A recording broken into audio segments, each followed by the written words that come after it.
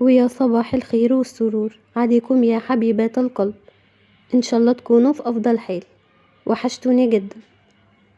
عارفة ومقدرة انك الايام دي بتمر بفترة ضغط نفسي، حاسة ان طاقتك خلصت ونفسك بجد تتغيري للافضل، بس تايهة ومش عارفة تبتدي منين. ربنا بعت لنا فرصة ذهبية مش بتيجي غير مرة واحدة بس في السنة، العشر الاوائل من ذي الحجة. واسمعوا مني يا بنات، الايام دي مش مجرد ايام عادية للصيام والذكر وبس، الأيام دي عبارة عن معسكر تدريبي مكثف ربنا عمله ليكي عشان تعيدي بناء نفسك من جوه وتكوني الست الرايقة اللي بجد. في فيديو النهاردة هقولك على خطة عملية بالتفصيل الممل، ازاي تستغلي العشر أيام دول بالظبط عشان تفلتري حياتك وتجملي روحك وتطلعي منها بشخصية تانية خالص، شخصية قوية وهادية وعندها ثقة في نفسها ما تتهزش. جهزي فنجان القهوة المظبوط واقعدي في مكان رايق وتعالي ندردش مع بعض. احنا اتفقنا يا بنات ان في كتالوج الست الرايقة ان اهم صفة بتميزك هي البال الطويل، وانك مفيش حاجة بتهزك او تخليكي تخافي وتندفعي. طيب ازاي توصلي للمستوى ده؟ السر كله في ذكر الله في العشر ايام دول. طول اليوم دماغك بتفكر فلانة قصدها ايه بالكلمة دي، المستقبل شايل ايه، الرزق والمسؤوليات هنعمل ايه فيها.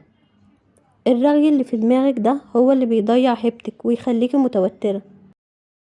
جربي بقى من اول دقيقة في العشر ايام دول تخلي لسانك شغال تبييض وتنظيف بالتكبير والتحميد والتهليل، وانتي واقفة في المطبخ وانتي بتروقي وانتي بتشربي قهوتك الصبح. خلي الذكر شغال جواكي بصوت واطي ورايق. الذكر ده يا بنات بيعمل فلترة لأفكارك السلبية. بعد 3 أيام بالظبط هتلاحظي سحر غريب في ملامحك، هتحسي بوقار وهبة غريبة وهدوء وبرود ذكي جدا في ردود أفعالك قدام أي شخص سام أو مستفز بيحاول يحرق دمك. الكل هيستغرب انتي بقيتي تقيلة وباردة كده ازاي، لأن قلبك بقى مليان طمأنينة ويقين. السر التاني يا بنات هو سر خطير جدا، الصيام وتنظيف الروح.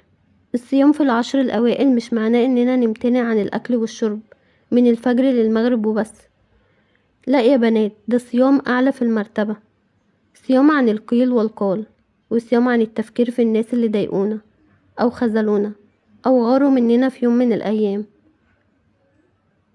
استغلي طاقة الصيام دي في إنك تطبقي قانون المسافة الآمنة. ركزي على نفسك وبس. فلانة اتكلمت عليكي، قريبتك رمت كلمة مسمومة، صاحبتك حاولت تسرق فرحتك، في العشر أيام دول اعتبريهم مش موجودين في الكوكب. خلي الأيام دي هدنة حديدية بينك وبين أي صراعات أو نقاشات أو خناقات ملهاش لازمة. لما حد يجي يجر رجلك لنميمة أو مشكلة، ابتسمي بقمة الشياكة والروقان وقولي اللهم إني صائمة، أو شدي الفيشة فورا. ولما بتفصلي الفيشة عن طاقة البشر السامة وترميها ورا ظهرك، شوفي ازاي وشك هينور ونفسيتك هترتاح وثقتك في نفسك هترجع في السما، لانك ما بقيتيش متاحة لأي حد يسرق روقانك. ونيجي بقى الأقوى وأجمل سلاح في المعسكر ده، الدعاء المستجاب للتغيير.